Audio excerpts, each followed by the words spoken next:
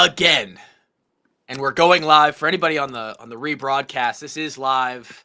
I figured why not? We're going to do the live shows this year for the first time, David. Our recap and preview episodes are going to be live. So if Drake joins those, we could have issues because canceled. But we are back again in year 2 of David Eichholt joining the show every Wednesday this season to help us break down the press conference on Tuesdays. And we got KF for the first time, the first official.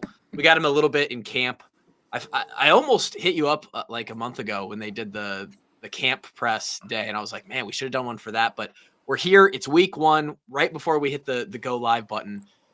David said it. I'm done. I'm tired of projecting. I'm tired. A talking head. I'm tired of it. We need real football. We need real stuff. So we're here. I watched the press conference. David was at the press conference. You asked the first question of the season, actually. I didn't think about it like that. It's usually pretty hard to beat Scott Dockerman, so I'll take the tip of the cap this time. Scott's usually pretty quick with it. What are the vibes inside the complex? All the media members back again. I know we've kind of, for you've already been in that season. You had media day, the kids day, but you're back for the Tuesday press conference. You're back again to cover Hawkeye football. New location now, living in Des Moines. Welcome to the town. Yeah, it's a pretty good feeling. It's kind of awkward though too, because right when I moved away, I started dating a girl in Cedar Rapids.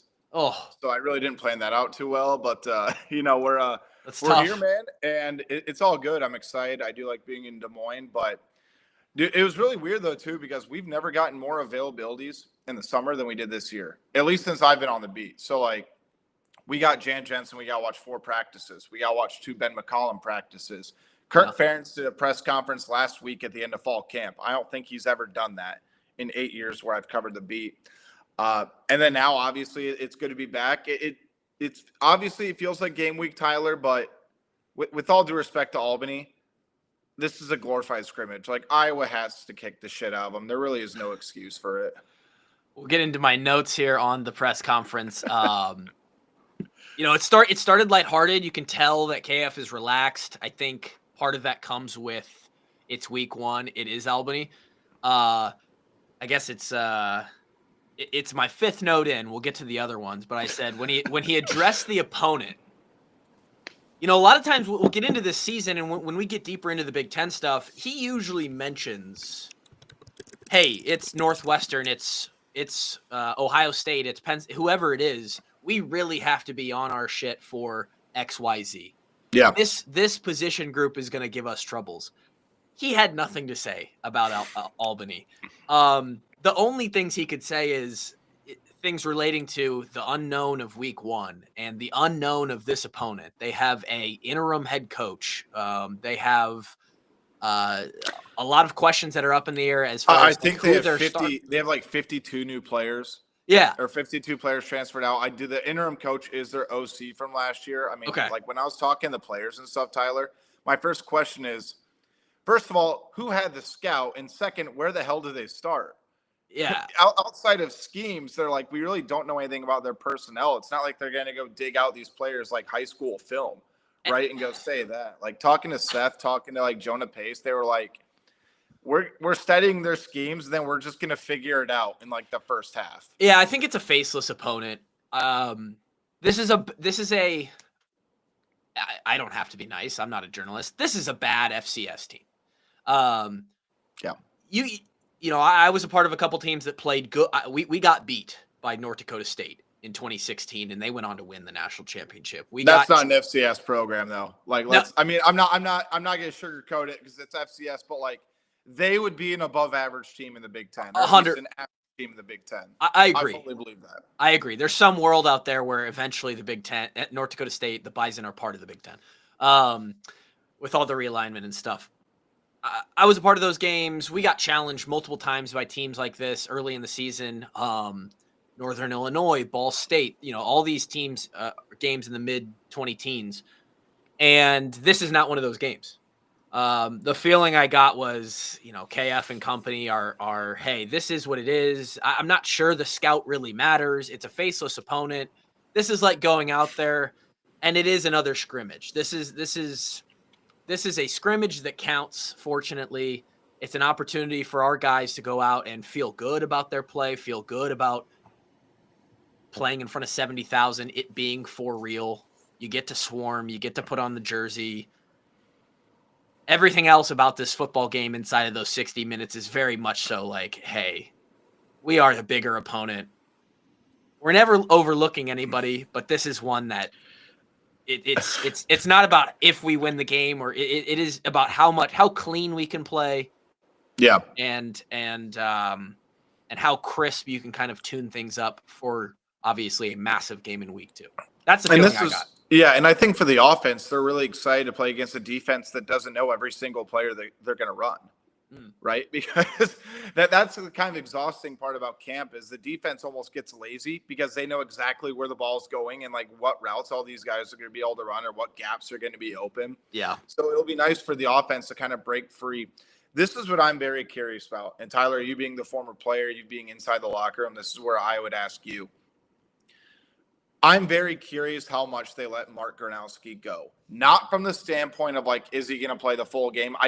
He should not have to play the full game. Like, let's be clear. Like, we're going to get a little Hank Brown. Yeah, we're going to get some Hank Brown action. How much do you open up the playbook and how much pressure do you put on Gronowski to make plays? Because this is a game where if Iowa wants to go run out for 300 yards, they're going to be able to run the ball for 300 yards.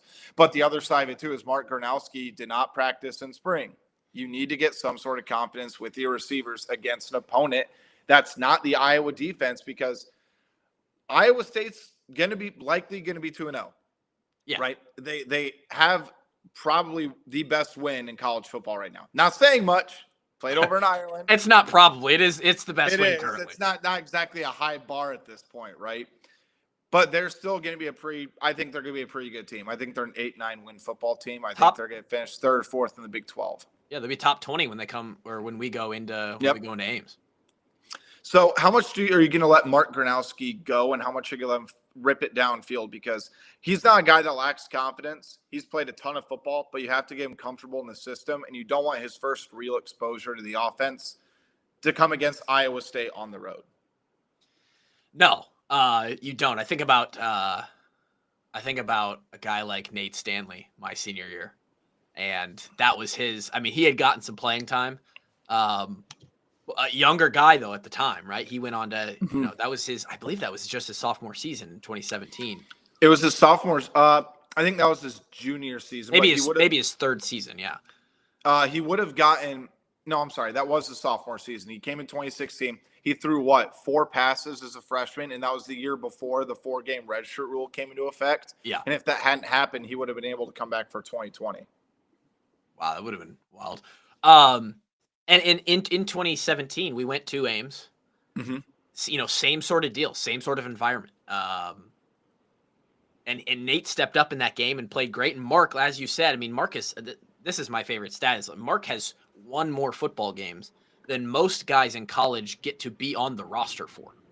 So it's that's one of those things where the moment isn't going to get to him as much you would hope. But you're right. There needs to be some legitimate, like, full speed as much as possible reps. And how much do you show? How much do you not? I saw something about, somebody asked him about his running ability, if they've told him to pull back on that. And he said, no, running's part of his game. That's going to be part of his game. It'll be interesting to see how much they really mix in for sure. But KF in the press conference here said, hey, he's a leader. He's an easy guy to follow, announced as one of the 4 captains. In addition to the 3 guys that went to Vegas for Big Ten Media Days, he is the 4th captain. That's usually how they do things. It's usually 2 offense, 2 defense. And that says a lot. Last year, I'm fairly positive that Cade was not a captain, if I remember. He was not. And Iowa is not the kind of program, they let the players, that's a player thing. They're not going to bullshit and just, although I do have one question about my time about a captain for 1 or 2 of the weeks back then. I think there was a fix a couple weeks back in my time. I'm not going to go into it. But Cade wasn't a captain, and that was telling of last year's team. I think it's telling for Mark Gronowski to be a captain voted by his teammates. He hasn't even been there a year. I will need to go back and double check this, and I just thought about it. Was Spencer Petras the captain? I think he was. I think he was. I think I I te- I might need to go back and look at this I don't know. because that's gonna be really interesting. Here for 8 months, sort of similar last year to the Sully situation. Brendan Sullivan, he wasn't a captain, but when he came in and started to get a lot of playing time last year, a lot of the narrative was like, hey, he earned a lot of respect from these guys in just the short time that he was here. So it's good to see Gronowski get voted as the captain. Generally you want your ninth year senior quarterback to be a captain and part of that leadership charge on the team. And it's good to know that he's easy to follow. KF said he's calm, he's a humble guy, he's a quiet guy, but he doesn't lack confidence. He is a confident kid. Yeah. And he's easy to follow. So that's an exciting thing. The other four captains, I love. I tweeted this out yesterday. Something about these four guys gives me this calm feeling about this team. Gronowski, Entringer. Listening to Entringer talk is a treat from some of the interviews I saw from the media availability. And then Herkett and Lojo. It's just like the team is in good hands. That's how I feel. They got a solid leadership group. And you talk about Logan Jones, like just the way he's continued to evolve and be level headed about everything throughout his career. I think that embodies exactly what KF respects, right? Because think about all the comparisons he had, Tyler, when he flipped from the defensive tackle to center. In-state kids, Yeah. multi-sport athlete, number 65, Yep. defensive line to center. And guess who he's taking over for? Oh, probably one of the best three centers in this millennium in the Big Ten Conference. And Tyler Linderbaum, and probably a top three center in the NFL right now. Yeah. He could have easily, and he even said, like, he got in his own head. He got a little cocky. Nothing outwardly cocky, because George Barnett really pushed back on that. You said, kid doesn't know how to be like nice, like brag about anything ever. Yeah. That's just who Logan is. But he said, I got my ass kicked for the first year. But then after that, he's just been such steady growth. And that's been the offensive line as a whole, too. So I think from a leadership base, when you think about losing a guy like Jay Higgins, who I think is an all-time Iowa leader, just that Mike Backer in general. Just shout out Jay Higg, made the Ravens. Shocker, right? Every Iowa fan, I feel like, knew he was going to make a roster. I thought Nick Jackson, by the way, should have made a roster. He might. I thought it was crazy how he didn't make the 53 based on how he played. People start to get hurt. Nick might be at the top of the list in the linebacker pool. Yeah. There's no way they don't try to get him to a practice squad unless another team really tries to provide him a better opportunity. I think the leadership base is good. I think KF's very cautiously optimistic. And this is the first time since I started covering this team, Tyler, where I feel like I know more about the offense and I feel better about the offense than the defense. Crazy. But here's two things that are true. And they're kind of polar opposites, right? I'm not going to buy full stock in the offense until I see it with my own eyes, especially the passing offense. We know what Caleb Johnson did last year. It looks worlds better from a schematic standpoint, the pre-snap motion, all of the other stuff. I'm not going to sell Iowa's defense, though, until I'm proven otherwise as well, because of how consistent Phil Parker and I think Seth Wallace. I think Seth Wallace needs a lot more credit nationally for what Iowa's defense has been able to do. I get it. Everybody loves Phil Parker. He deserves all the flowers in the world. You got to share some with Seth Wallace. But the other side of it, too, is TJ Hall going to step up in that DB room? Is Iowa going to have a true lockdown cornerback, too? I really like Jalen Watson. I think he's a year away, or at least a half season away from really kind of emerging as that guy. I think Iowa's defensive line is absolutely stellar. I have incredibly high expectations for them. And then we'll see about the backers. They're guys that have been talented. They've been waiting in the wings, but we'll see what goes on there. But from a pure leadership perspective, this is a very stable group. And I think when you have guys like Lojo and Ethan Herkett, like 5th and 6th year guys, Tyler, in this day and age, that means the world. Another guy I'll throw in there, too, I think is going to be a big-time leader for this team. Throw in Aaron Graves. Yeah. Aaron Graves, just as steady as can be. You're talking about a guy who, by the way, like, think about this. 3 of Iowa's best linemen, Tyler, are now married. Like, that's the level of maturity that's on this team this year. That is funny. Yeah, it's wild because they're all 23, 24. I mean, Yeah, it's nuts. I mean, I got your 5 years, right? I got the red shirt and then my 4 years, Yep. and I was engaged going into my senior year. And these guys have extra years. I saw a clip from somebody yesterday where Weechin, because of the what is it? The JUCO, the the court JUCO ruling. rules, Weechin Yep. could still have another year, and he's like 25 years old. It's crazy. So I I share the sentiment of the feeling that KF gives off of that like cautiously optimistic. I put it down here. He seems to have that very same sort of like low key, almost curiosity about who this team really is Yeah. that a lot of the fans have right now, because there are so many more. It seems more questions going into this season than there usually are. Yeah. And you know, one and you mentioned two of those positions. Maybe the two biggest question marks right now is like how steadfast, like how truly sturdy is our DBs, and that left tackle position between Locke and Dotzler. Who's going to emerge there, and are they going to be just solid? Like, can they anchor? Because we have Jennings, Yep. we have Bo Stevens, we have Lojo. Like those three really anchor a great five. They really love Cade Peeper too. I still think I he know needs to you're gain high on. experience. You've always been high on Cade Peeper. I really like him. I really like Trevor Lauk too. I think Dotzler's done a terrific job. Go back to what KF said last week, where he said Dotes might be the most improved player on the team throughout fall camp. And I think that's to push Lauk, because I think Trevor Lauk is ultimately going to win out.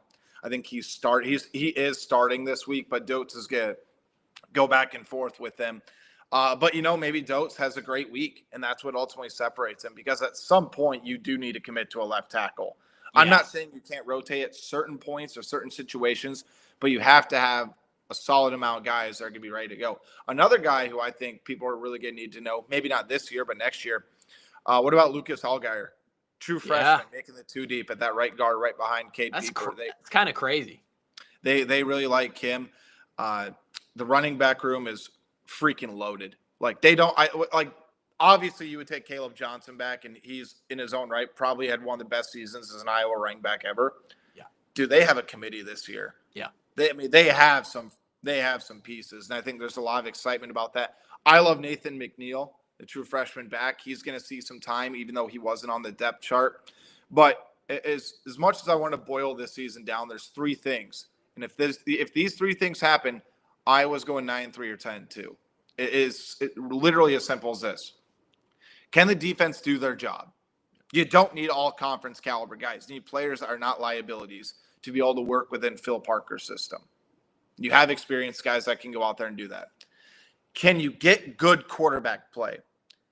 Is he going to trust the receivers? Can he take care of the football? Can he scramble on 3rd and 4 and pick up 5? Can he keep drives alive? Can he make good decisions? Does he have moxie? And the third thing is Iowa's offensive line has to be a little bit better than last year and continue to build off the momentum. Yeah. If those three things happen, Iowa's going to pull a big-time upset this season.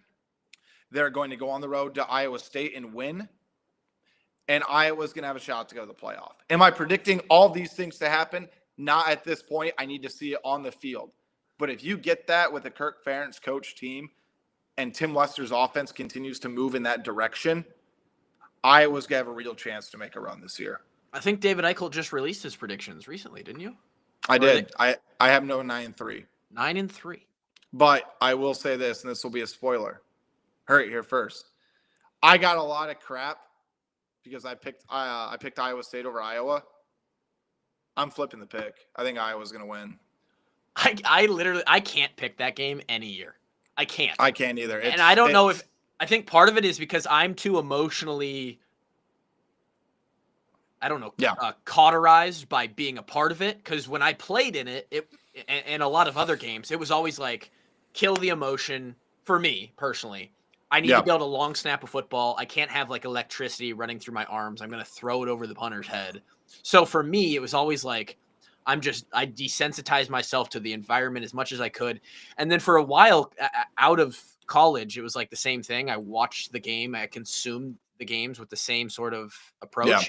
As I've gotten further away and now I'm just more of a fan, I feel it all. I feel the Iowa rivalry. I feel the in-state pressure, the both sides jawing back and forth. I see it. I'm a part of it sometimes.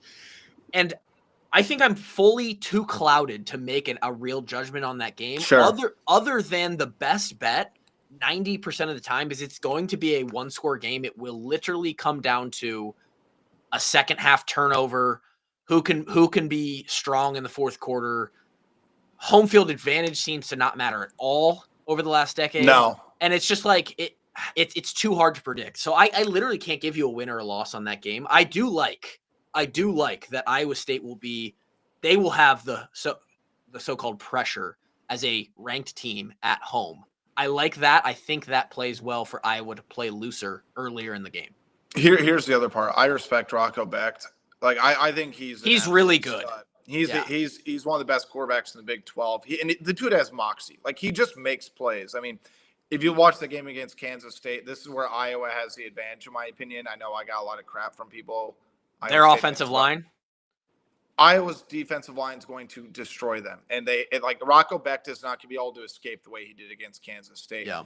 I like Connor Hansen, the running back. Abu Sama is very hit or miss. I don't think he's going to be a big factor because Hansen's emergence. This is where it's going to play into Iowa's favor, and I think this is where it's going to be ultimately decided by in that game, not to get too far ahead. But can Iowa's secondary keep up with Iowa State's unknown wide receivers? Because they're still trying to find their own footing. They're replacing a lot of NFL caliber talent.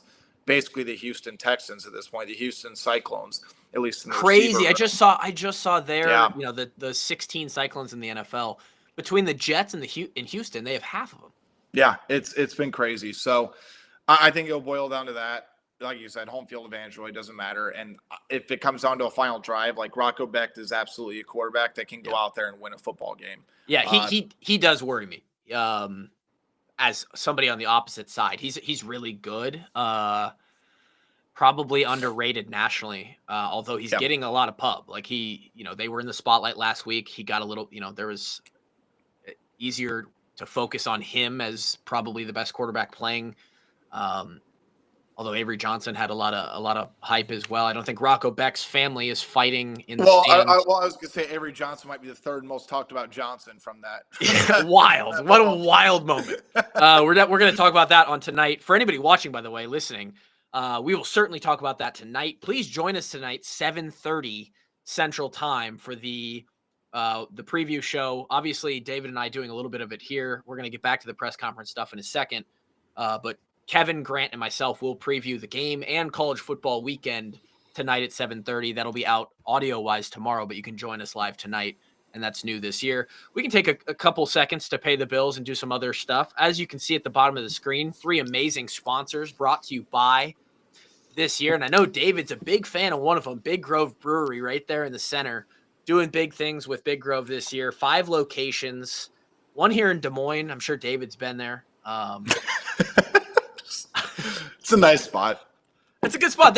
Their locations are really great. They have a lot of space.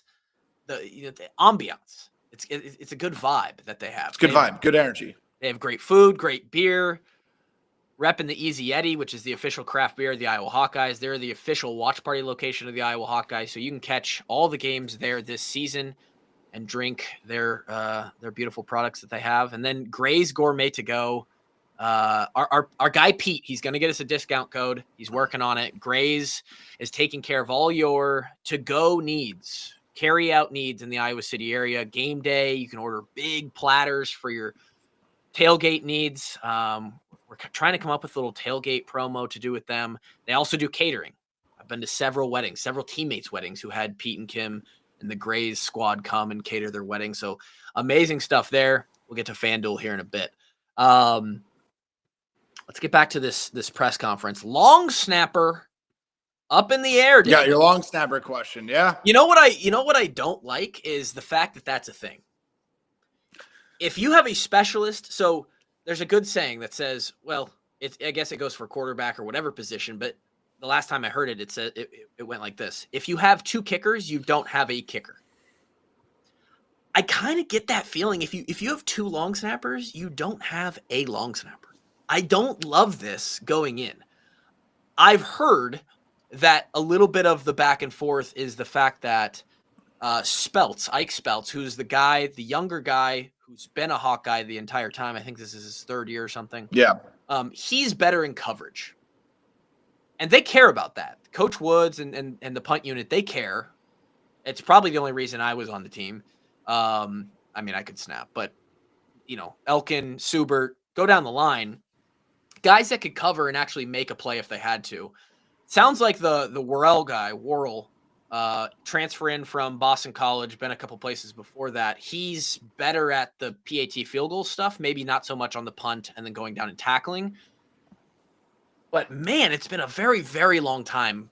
I mean, potentially 2 decades since there's been a real controversy. Who's gonna go out there and long snap the football? So I don't love that. Who's gonna be better in the polecat? I probably Speltz if he's the one who's better in coverage. So and we are looking for another polecat. If Coach Woods is listening to the show this year, Coach, that would be great if we could start some of those fakes. We get back into the fake game. It's been a while. They feel good about the tight end room, maybe better than they've let on. The way he talked about it, he said that Estrenga and Ortworth, obviously, kind of those two, but he mentioned Hayden Large as one of the most improved from 2 years ago to last year, and then again from last year to this year. KF does not say shit like that, just blown away.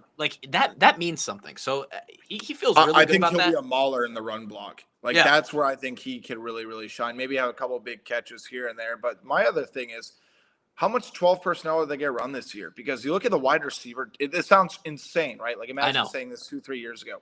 Imagine the depth that Iowa has at wide receiver right now. Who do you keep off the field? Because a thing that leapt out to a lot of people, including myself, but I try not to overread into it, Sam Phillips over Reese Vanderzee at the X position. 2 totally different players, by the way. One is 5'7" with cleats on, fast. He can stretch the field.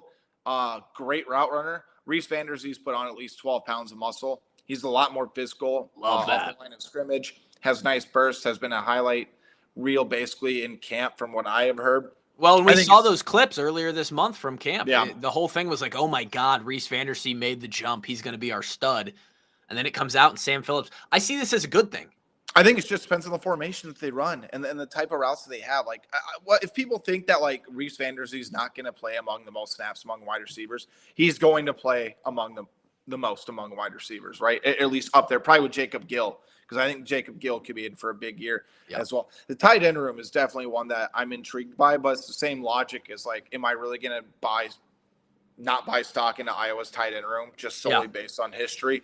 Luke Lachey was injured. I know for the back half of his career, I still think he would have been an absolute freak. I was really kind of pulling for him at the Texans. I'm sure he'll be picked up fairly quickly. But look, people like Aston Estrenga a lot. He had a couple of really nice catches. Zach Ortworth has every catch he basically has ever had has gone for a major gain. Yeah, he's got that crazy stat. His average reception is 40 yards. It's ridiculous. I need to go back. I think it's 32 and a half. I want to say. That's crazy. Yeah. So I think Abdul Hajj does a nice job with that unit. I think it's going to really just depend on how much does Iowa look to stretch the field. But I'll tell you, man, Mark Gronowski, at least in the fall practice, he was letting it fly downfield. And I can't remember the last time an Iowa quarterback's really let it fly and say, hey, look, I trust you as a receiver. Go up and get it. Yeah. Right. Iowa always takes the safer route unless the guy is completely wide open downfield. And respectfully, Tyler, you probably understand it. Maybe you agree with me. Maybe you don't. If you don't have that sort of trust between a quarterback, a passing game, and a wide receiver, there's the reason why people are stacking 9 in the box. I was going to say, that's not just you'd like to have that on the inside. The problem is the opponent sees that as well. Mm-hmm. He's got to stretch them out sideline to sideline. It's not even about letting it rip 30, 40 yards downfield. Get a nice 12-yard out route. Go run a post. Hit them in the corner. Just do something to, stretch them out. Corners got way too comfortable on an island against Iowa. And defensive coordinators hey, look, unless you get totally beat, even if you get beat, I almost would guarantee you, with all due respect to the quarterbacks that played at Iowa last few years, right? Defensive back coaches are yeah, if you get beat, they're still not going to make the throw. Yeah. I think it dumb theoretical or hypothetical, I guess you'd call it. Yeah. But if you look back and you just placed a true stud X go ball, go up and win 50-50s guy in Iowa's receiving core, one guy that could really strike fear on one side of the defense every single play he's on the field, and you put that guy on the roster the last couple years, the sum of the parts of what Iowa's offense would have been able to do would have been so much greater than just the individual worth that receiver had because of what he would have opened up. You're right. We just didn't have anything to make that defense run out there and say, I remember playing defense in high school. It's a different thing, but it's sort of similar. And when we would play a team that we knew like didn't have any weapons, you run out there with the confidence of like, okay, even if something bad happens, It's not that bad. like we can recover from it. Yeah. But and that's how every defense was running out against us the last few years. Last year, finally not. Like they knew Caleb Johnson was on the field and he could hurt them at any point. But man, it's going to be good to have Gronowski, who's maybe more comfortable with those. Hopefully he develops that. I'd love to have RVZ become a guy where it's like, hey, we're in the red zone, throw the fade because he's going to go. I would kill to watch Brandon Smith in this offense. Oh, dude. And shout out to Brandon Smith. Did he make the Jets, by the way? He got waived at the final cut. Oh, he's so good. He had a good preseason, dude. I really thought he was gonna be able to kind of get over that hump, but like, I'm not kidding you. Maybe I don't know. You never got the chance to see Brandon Smith like in the facility though, right? Oh, he was on the team. Okay. He was a freshman. I knew it was around, yeah, I knew. He is pound for pound the strongest player I have seen since I'm not kidding you. Like that dude, probably had 3.5% body fat. I've never seen a stronger looking wide receiver in my life. Yeah, so I just pulled him up. So 2017, his freshman year, that's my senior year. So he was in the building for 5 months. Yes.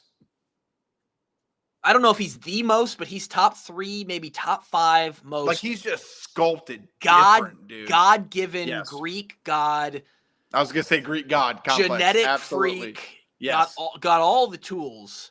Unbelievable frame, 6'3", 220, it said.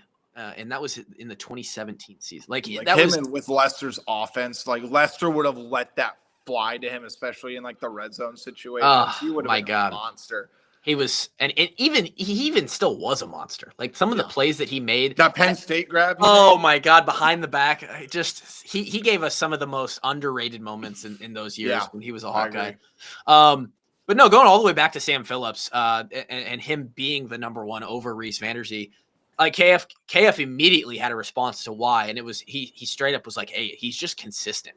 Like, and then he referenced a play that he made the other day in practice about, in the red zone, he went down, scraping it off the turf, and the fact that he's just a guy who, when you need him to come up big, every time he's coming up big in practice, he's making the play. And he did say, Coach said that, hey, like it's about to be real. And then he had a couple unbelievable quotes. That's my favorite part of this show, David, is the quotes that we get from KF. I'll give you a couple more in a second. But he said the defensive guys' ears don't work so well because they're not supposed to be tackling, or they shouldn't have been doing a ton of tackling, but somehow there's always tackling going on. But he said when that tackling starts to ramp up, it's for real. You're actually getting hit and brought to the ground. That's obviously the last piece that you have to prove that you can make these plays. But Sam Phillips, he's been doing it. And so it's going to be exciting to see him out there again. Like last year, Gill was underrated. Like he was really steady as a receiver in a passing game that wasn't great. You add he's the first Iowa wide receiver to have 400 or more yards since 2019. Yeah. RVZ on top of that. Again, like, do we have the most depth in the wide receiver room right now out of any room? Maybe and the running backs, like all of our offensive weapons, we just have depth there. So it's really they've played. Like what's the ceiling with them? Like Iowa does not have an all conference caliber wide receiver. I'm not going to say that, but it's an average room for a Big Ten program. Yeah. And that is unbelievable progress. And look, I was critical of the hire and that we need to see it this year. Seems like John Budmeier's done a pretty good job. Yeah, no in that room. complaints. Like I had my own thoughts about it. I know a lot of Iowa fans are really upset about it, but I think he's kind of proven his worth. This is a big year for him to kind of continue to prove that. But again, I think you need to give Tim Lester a bunch of credit too. I think what Lester's done, especially just year to year, it's been really, really impressive. But I mean, look, you can play Dayton Howard, you can play Jerry at Bowie. I think KJ Parker can be a really, really good player. I think he needs more reps in game situations. That's why I'm curious if Iowa ends up, going up 30, are they going to throw in some of these more backup wide receivers to continue to get some run too? And the other thing about Sam Phillips, I'll go back to what Mark Gronowski said yesterday when he was asked about. He just said, look, especially over the last 2 weeks, he's just playing faster. He's being consistent. He's making plays. He understands the offense better. So it just seems like, and Kirk kind of alluded to it in his answer as well, Tyler, the light has just sort of come on for him. Yeah. And that's been the big deal. He understands the offense now about what they're trying to do. And remember, he's the guy who's as sure-handed as it comes. I think he was targeted like 68 times last year at Chattanooga. 0 drops. Yeah, that was the big thing when he committed. Like, hey, this guy didn't drop a ball last year. Yeah. It is, you talk about Gronowski, things are starting to open up. KF even mentioned, like, hey, there was a time where he got into the offense. He got going. He was having fun. You could kind of tell he's like, oh, back in the flow of things. And then when he started to get a little bit of a grasp, then he started to try and do too much a couple weeks ago. And he mentioned that, and he's come back from that. Now he's not doing too much, and a veteran guy can recognize that. He can get out of that quickly, realize where he needs to settle down. It's exciting, man. It's really exciting. He's just so level-headed. That's the thing. He's got perspective, he's got maturity, and he's level-headed, but damn, he's competitive. That's what you need out of a quarterback. It's exciting that we have depth. I mean, we have depth. I mean, you could even argue that we have depth. They really like what Hank Brown has done. Like they said, they've been very happy with Hank. Yeah, I mean, I think I heard Lester say that as a pure quarterback, like he might have the best footwork in the entire room. And I think he's kind of a taller guy, isn't he? I believe so. Doesn't he have a frame on him? He's like 6'3". I got to double check it. I should know off the top of my head. He's 6'4", 220. 6'4". I mean, like that's a guy who can stand back there. Again, you don't want to look ahead for any reason other than like, hey, maybe we've got depth at wide receiver, running back, and quarterback. They're going to have a real competition next year in that quarterback room because I'm telling you right now, do not sleep on Jeremy Hecklinski. I've heard that too. 2 different quarterbacks, but Hecklinski's got some Drew Tate in him. Whoa. That's fun. That's fun. We love that. I mean, I did go back and watch the film, by the way. I was 10 years old when Drew Tate was the quarterback, but I did go back and watch the film. We both were. Remember properly. Yeah. No, I think it's awesome. I don't know how much we'll learn on Saturday. That's the issue. Nothing. I'm not taking anything away unless they only win by like a touchdown or something like that, which is going to be almost no shot of that. Well, I can give you a shout out to FanDuel Sportsbook, sponsor of the show, presenting sponsor of the show. Line currently sitting on FanDuel at 38.5 points. Okay, so it's still 38.5. Okay, that's what I thought it was. With the over under being 50.5. So they're essentially saying this thing is going to be, I mean, what kind of score is that? Like 45? It's like 45-7 is what they're predicting. You know what I just thought of? Tyler, I'm going to go back and do some research on it. When's the last time an Iowa football game has had an over-under of 50 or more?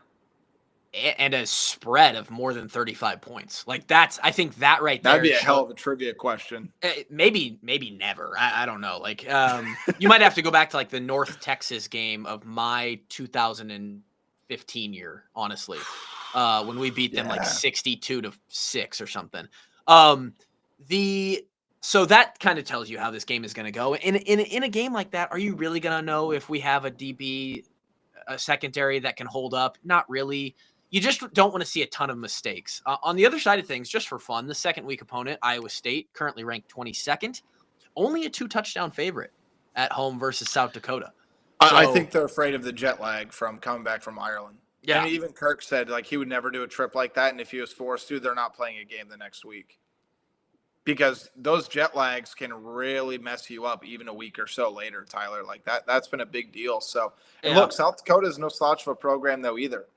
And I think that's going to be something to kind of to keep in mind about. But I'll say this, and it's not going to be exclusive to this week because, again, I'm not going to take anything away from this week. I think it's going to be irresponsible to overreact. And I'm the one saying that. I know everybody treats me as level headed. You know, I free, not really one side or the other. That's a lie. We all know I am. But the other side of it is, I don't think we're really going to know what this team's going to be until after the Indiana game. I was just gonna say we're gonna get to the Iowa State game, and you're still gonna be like, okay, it was one. UMass doesn't matter. No. Iowa on a Friday against Rutgers. Like, respectfully, I think Iowa wins by double digits. I was just going to say, yeah. It's not your father's Rutgers team. I think Shiano's done a really good job over there. I don't think Ethan Kelly McManus is going to beat Iowa. Not your father's Rutgers team. That's funny. Like, that's kind of where I'm at with it. If Iowa is 5-0 at the end of Indiana, then there's some serious conversation. Then we're having a completely different discussion. So I think Indiana is going to be a 8 to 9 win team again. Yeah. I think Iowa State's going to be an 8 to 9 win team. Mm-hmm. But I will say, we know how history is with this Iowa program, Tyler. If Iowa beats Iowa State, despite all of the crazy scheduling out there with Penn State, Oregon, and Indiana, like, this is a difficult schedule this year. There's no doubt about it. Opportunity is there if they get through Iowa State and go 2-0. Yeah. Because they are going to be 3-0 if they beat Iowa State. Yeah. Yeah, and then that Indiana game gets real exciting after the Rutgers week. Homecoming too. Yeah, I'll be there. One of the two games that'll be there this season will be there for the Indiana and the Oregon game. I was gonna say I figured it feels like everybody's going for that Oregon game. Well, they're bringing back the 2015 team. That's right. For that game. Right. They are. So there you go. They might let me on the field. They might not. They might be like they might let you complete the polecat. I would gladly. You know how fucking embarrassing that would be if they're like, and if anybody remembers the polecat play from 2017, and then they just like throw me a ball. Oh god. I might need to put a word into LeVar or something like that. No, please, I don't. I don't want that. I would drop it. Exciting season on the way, and if what David just talked about happens, and we're 5-0 after Indiana, conversations certainly start to change. You can bet on all that stuff. Let me just infiltrate your brain. Degeneracy right to it. Yes, we had somebody comment the other day. So disappointed that you took a sponsor from a sports book. Like, we've been doing that for 4 years. What is this? It's college football. Everybody's got a sportsbook sponsor. Best in the country. FanDuel right there. All the lines, I have them pulled up. The full slate.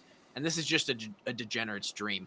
Awards winners will be happening tonight. We'll have all of our picks that we're putting in on the FanDuel Sportsbook app ready for you Wednesday night, 7:30. Be there, be square.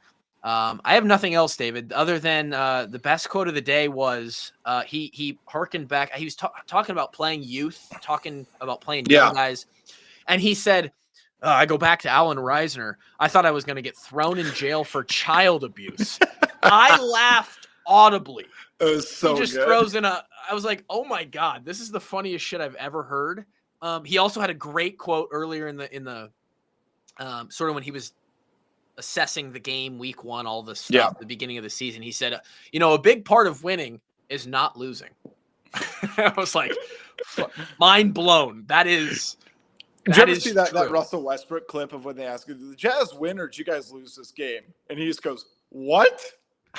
What are you talking about, man? Similar response there. KF rattles off a big part of winning is not losing. Okay. And I was like, God, that's fucking gold. That is amazing. I was like, well, we need to put that on a shirt. Did you, so I don't know if you saw this, it wasn't during KF, but what Aaron Graves said when he was asked about NIL today, like yesterday, he said it so smooth too. Yeah, I saw the quote. He said nobody he said nobody really talks about it in the locker room. Yes. You never ask a woman her age, and you never ask her weight. Her weight. You never ask a woman her weight. You never ask a man how much money he makes. He said so smooth, and I just started dying. That is funny, and it's certainly a quote that you would see come out of his mouth. I hope he absolutely dominates this year. He's a good dude, man. Like, you talk about the classic KF and the classic Iowa kid. Do you know how long his recruitment lasted? Yeah, we talked about it before. They offered him, and he was like, "Okay, cool, I'm going to Iowa." He literally goes, "How can I commit?" And Kirk's like, "Just tell me you want it." And he goes, "Okay, I'm committed." And then he just shut down everything else. Like It in lasted 10th grade, right? freshman year. Wow. He was giving swimming lessons at his little like pool complex, and his dad comes out and says, "Hey, you gotta get out of the pool." And Aaron goes like, "No, I can't take Colin." And he goes, "No, like get out. Like You you need to gotta get take out of the this." pool. He didn't tell him it was Kirk Ferentz. Then Kirk Ferentz was on the other end, Yeah, and that's how he offered. Yeah, And it then he must be committed, nice. and then went back, and then finished the swimming lesson. Yeah, that's insane. He could be a vital part of this year for Iowa. It is the Great Danes versus the Hawkeyes in Kinnick Stadium on Saturday. This show will happen every Wednesday at around this time, 10 a.m.